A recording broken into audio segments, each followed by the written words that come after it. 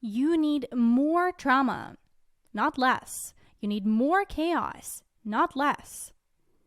You are not here to simply conform, to simply shut yourself off from triggers.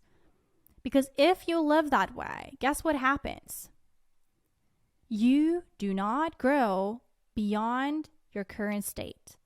You do not grow beyond your pre-existing traumas. You see, triggers and traumatizing events, circumstances, and people in your life are there as gifts. But do you see it that way? Or do you avoid that truth? Because if you avoid that truth, you will be on a constant kind of set path of avoiding, of isolating yourself, of basically being so consumed in healing yourself that you actually do not engage with life anymore. Would you like to engage freely with your life? Would you like to actually create a life and business of freedom for yourself? Then the prerequisite for that is a willingness to face discomfort. It's to face risk and emotional exposure. It's to face the triggers head on, to face traumas, to lean into them, to not be afraid of them. Even if you are afraid, you can observe that fear, but still continue to lean in. Because again, you need more trauma. You need more chaos. In the world that we live in today, there's this idea that we shouldn't be traumatized, that we shouldn't kind of feel through trauma, that we should avoid triggers at all cost, that we should kind of reach this state of perfection, so to speak. When in fact, no one really tells you that it's by you interacting with your triggers that you actually get an opportunity to grow. And so isolating yourself, kind of going into this kind of mode of just healing, maybe it's not the best way after all.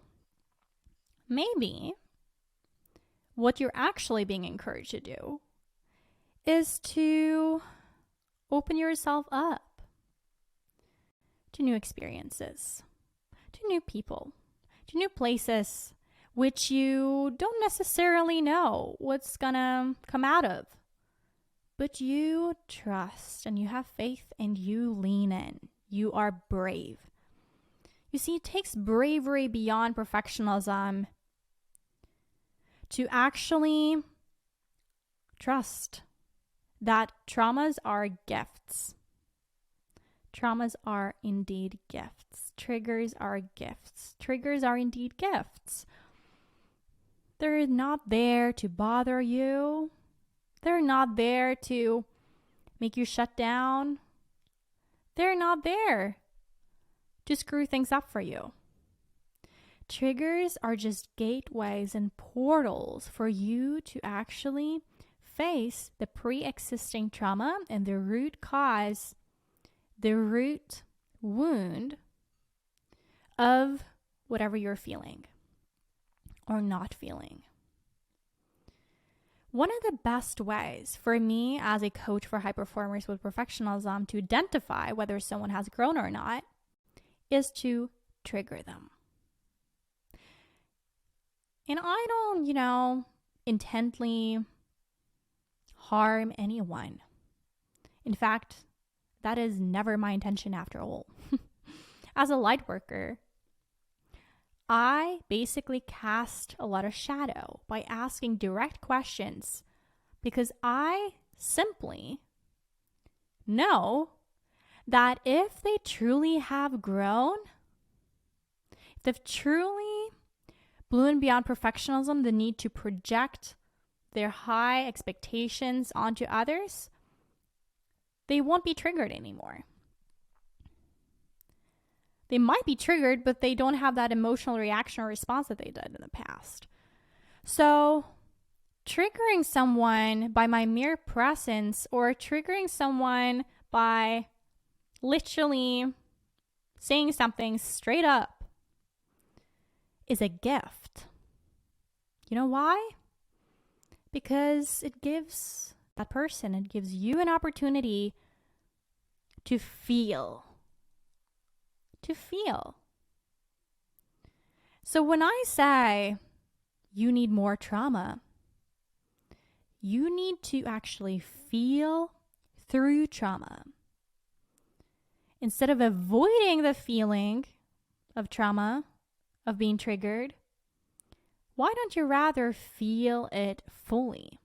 Feel the pain fully. When you're being triggered by others, why don't you go beyond that? And ask yourself, what is it within myself that I have not yet expressed that this person is expressing? What is it within myself that I haven't yet accepted? What is it that this is triggering within me that I have not yet faced and loved and tended to? Because that's what triggers are. That's what trauma is. It's just a gateway and a messenger and a portal for you to love yourself more deeply. And when you love yourself more deeply, you get to create more space within you to receive anew. It is only when you feel things fully, feel the pain fully of not having lived to the extent that you've wanted to or felt called to, it's only then that you can kind of have this new fertile soil to sow seeds in. But if you continue to repress and suppress, what happens? What happens? What is it that then happens? What actually then happens is you will basically continue to perpetuate the pattern, which we're not here for. We're here to actually see through the pattern and begin to love ourselves through the feeling of the trigger of the trauma. And this is exactly what I support you with in the Bloom Beyond Tribe. You can go to bloombeyond.com/apply to apply to join a free monthly cohort to be able to be encouraged and coached to actually welcome trauma, welcome emotional risk, and also welcome triggers. And no longer being afraid of that, but facing it, leaning into it, and actually trusting it. That's what we're working through in the Bloom Beyond Tribe and also the paid programs, obviously, as well. Bloom Beyond Perfectionism and Bloom Beyond Mastermind. Because again, if you really, truly want to create a life and business of freedom for yourself, first thing first is like feeling things fully, feeling your feelings fully. Feeling every single thing that comes up for you whenever you're being triggered, whenever you're being traumatized. And actually knowing that these things are not things to be scared of. They're just illusions. They're just gateways and portals for you. So again, go to bloombeyond.com/apply to apply, and I might see you on the other side. Stay bright, brave, and balanced.